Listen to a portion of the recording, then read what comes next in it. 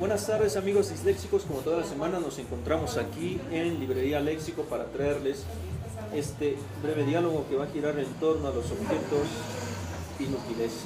Dentro de la epistemología el término objeto se refiere a aquel que va a guardar una relación específica con el sujeto, ya sea este en conjunción o sea en disjunción, que es lo mismo cuando está junto a o separado de. Maestro, a grandes rasgos, ¿qué podríamos definir un objeto inútil? Bueno, la terminología es confusa porque hace un par de minutos antes de comenzar a grabar tú comentabas que había objetos inútiles, había objetos, ¿cómo dijiste? ¿Es un término? Afuncionales. Afuncionales. Objetos infuncionales, objetos disfuncionales, objetos desfuncionales. Pero en el lenguaje cotidiano, el decir que algo es inútil abarcaría todas estas características. Bueno, es que así yo lo he escuchado en la calle. O sea, me refiero a que la gente no repara en la diferencia. Bueno, es que a partir de la res populi, pues sí, dentro de todo el ámbito de la semántica te es más fácil embarcar todos los conceptos en uno solo y a ese le vamos a llamar el de la inutilidad. A eso me refería. Es una forma económica de referirnos a todos esos objetos. Sí, porque no tienes que dar explicaciones más allá de la semántica. O sea, cuando tú vas a hacer referencia a un objeto que está cumpliendo una función que no es la propiamente dicha, es un objeto afuncional, o sea, que ha sido separado completamente de su función originaria para ejercer alguna otra. El preficio a, del que hablábamos hace muchos meses atrás. Así es, el... Oye, y en este juego de palabras, entonces, ¿cómo podríamos definir a los objetos inútiles?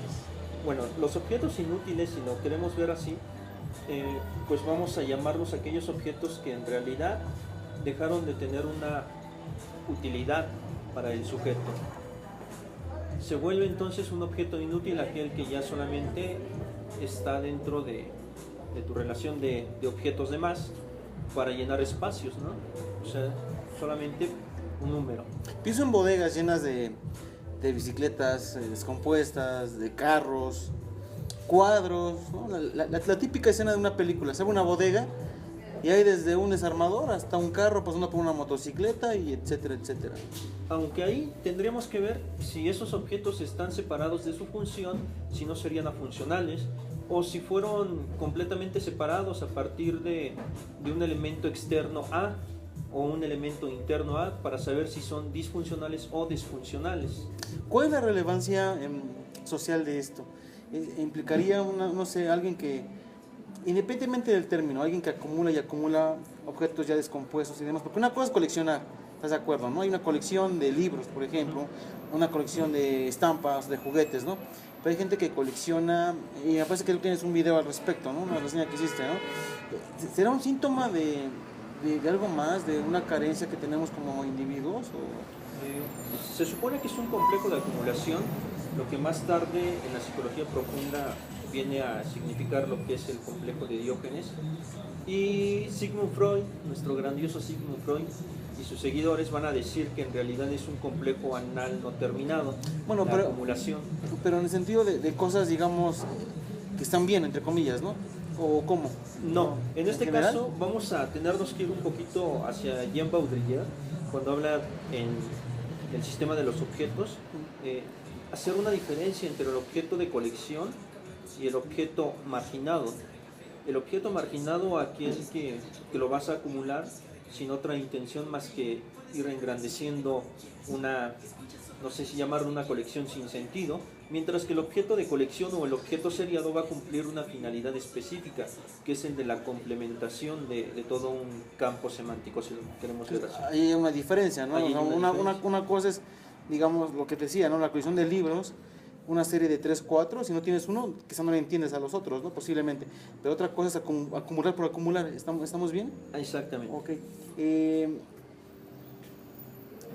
Cuando pensamos en ese tipo de objetos que están ahí,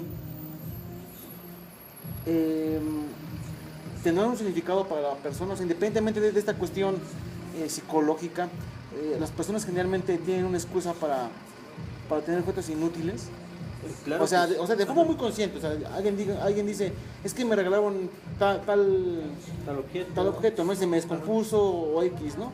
Es una cuestión consciente, ¿no? Pero ¿cuál es la más común? Bueno, una es de que nosotros vamos a cargar de de una especie de emotividad a cada uno de los objetos que poseemos. ¿Por qué sigues teniendo el muñequito que te regaló la niña de primaria, aún después de pasar 20, 25 años en tu caso? Inclusive, yo. ¿Cuál?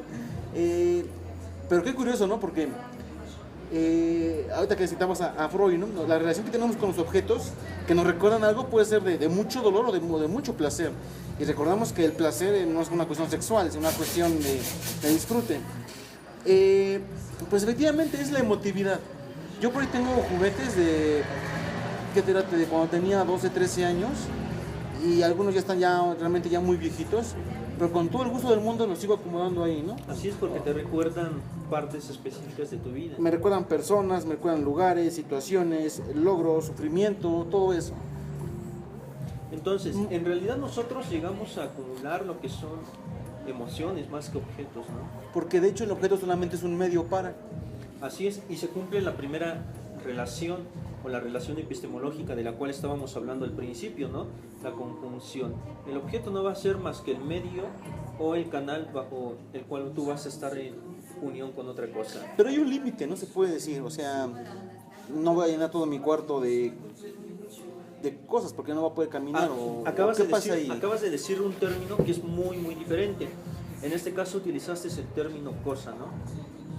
Cosa, tú bien lo has de saber dentro de la filosofía, de la lógica incluso, es todo aquello que permea el mundo, pero que no tiene un significado inmediato para el sujeto. Es que de hecho, bueno, en mi caso tengo por ahí piedras, ¿no? Tienes que fui a la playa y están al lado de libros que forman parte de una colección, pero nada más tengo 3 de 5. Pero en ese caso tú las estás viendo como cosas o como objetos, porque en el momento que tú les estás otorgando una carga emotiva, ya es un objeto. O sea, yo trato de hablar en general, porque pues también tengo, por ejemplo, no sé, trabajos que le pido a mis alumnos, pues también tengo, ¿no? Y realmente, quizá porque no estoy seguro de la calificación que les puse, aún conservo, porque ya pasé calificaciones en escala. A eso me refiero, o sea, cosas en general, o sea, de todo un poco, vaya. No solamente cuestiones que me han regalado, cosas que yo he comprado, objetos que he comprado, trabajos de investigación. Yo creo que aquí hay una pequeña contradicción, ¿no? Al decir objetos inútiles. Porque en el momento que tú estás diciendo objetos, ya tiene una utilidad. Tiene una utilidad. Entonces, la terminología ahí pues tendremos que verla mejor. ¿Sabes por qué? Es que estoy pensando mucho en las personas que dicen, es que tienes tu cuarto lleno de cosas inútiles, ¿no? Y te quedas con el concepto. Pero ahora como tú comentas así, entonces al momento de que tenga significación, ya es un objeto. Y tiene una utilidad específica. A mí me cuesta mucho despegarme del lenguaje cotidiano. A ver, ¿por qué? Porque generalmente la gente, como hemos dicho, no va por ahí en la calle pensando cuestiones de semántica, y quizá por eso toma malas decisiones las personas. Precisamente porque no conoce el lenguaje, un lenguaje más allá de la res populi. Así es. Es tan importante llevar la reflexión a las personas.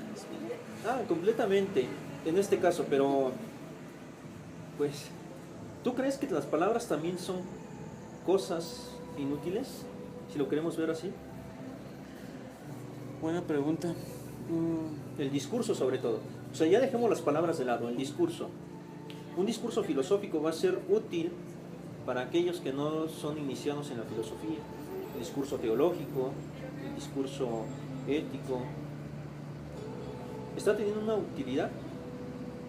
Puedes tú ir con un sujeto, vamos a poner alguien de la calle, abordarlo, darle un discurso sobre qué es la moralidad, sobre qué son los tratamientos axiológicos, qué es la literatura, qué es el arte. Para él va a tener una significación, va a tener una utilidad. ¿Va a tener un referente en la vida real? ¿En su vida real? No, o difícilmente. Entonces, en este caso, objetos, no solamente nos estamos refiriendo a la cosa concreta, aquello que puede ser tocado y puede ser distinguido por los sentidos, sino también por aquello que es abstracto, ¿no? Y que solamente puede percibirse a partir de la intelección. ¿El objeto real o el objeto ideal? Ideal. ¿Tú tienes objetos en tu cuarto que se cumplen una función? Completamente. Un objeto, en este caso sí son objetos útiles o en función de sí mismos. O sea, las cosas en su lugar. Las cosas en su lugar. Así es. Yo no, yo tengo un caos. Tú tienes un caos. Pero a fin de cuentas, vulgarmente digo, es que mi cuarto es mi mundo.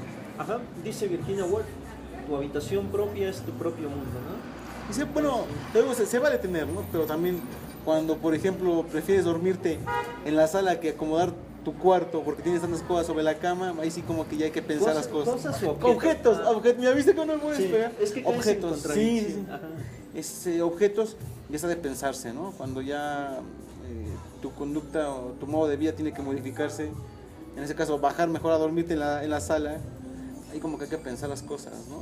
¿O qué opinas? Pues sí, ¿no? O sea, también decía Aristóteles el justo medio, ¿no? O sea, saber en qué momento el objeto es objeto y no pasa a ser una cosa, algo que solamente está llenando ahí el espacio. Pienso ese tipo de sujetos que llenan su vacío existencial comprando y comprando y comprando y comprando cosas lujosas, cosas grandes, cosas elocuentes. ¿Ahí qué pasa? ¿Están acumulando objetos o están acumulando cosas? Es una manera de llenarse a sí mismos también.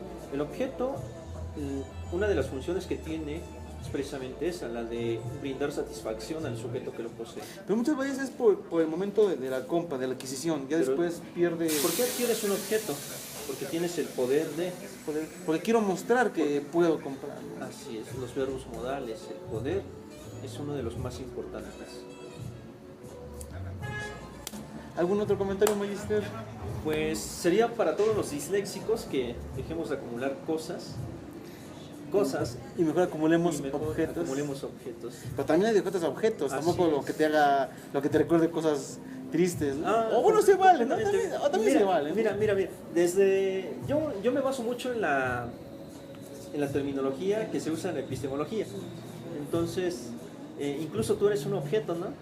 Somos. Somos objetos, entonces por ahí que no surja el enojo cuando alguien le diga que eres objeto de mi atención, objeto de mi cariño. Le comento eso a los chavos y les digo, es que tú eres un objeto para mí. No, ¿cómo no?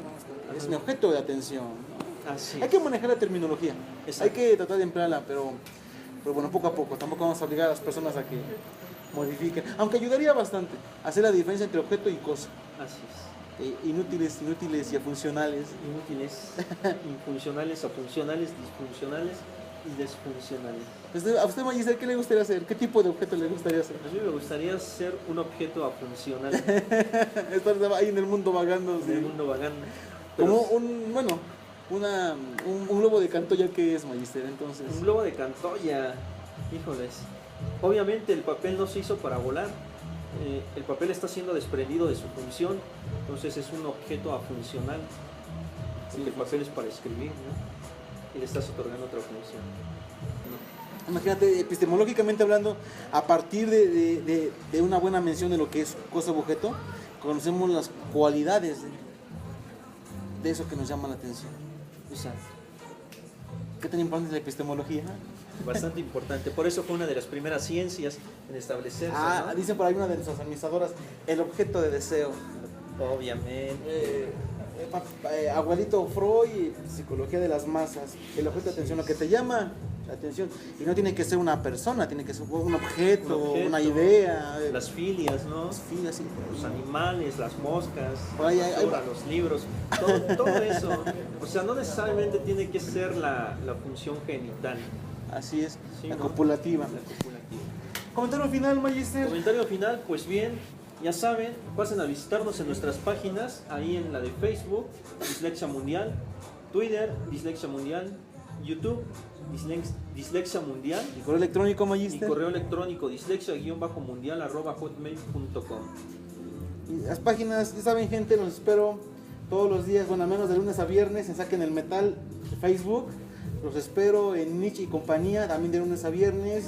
Y prácticamente todos los días, One Piece-Toluca en Facebook, para que se den una vuelta por ahí, la gente que le gusta mucho el manga y anime One Piece. Los espero por ahí. Ya lo saben, sin más, pues nos despedimos.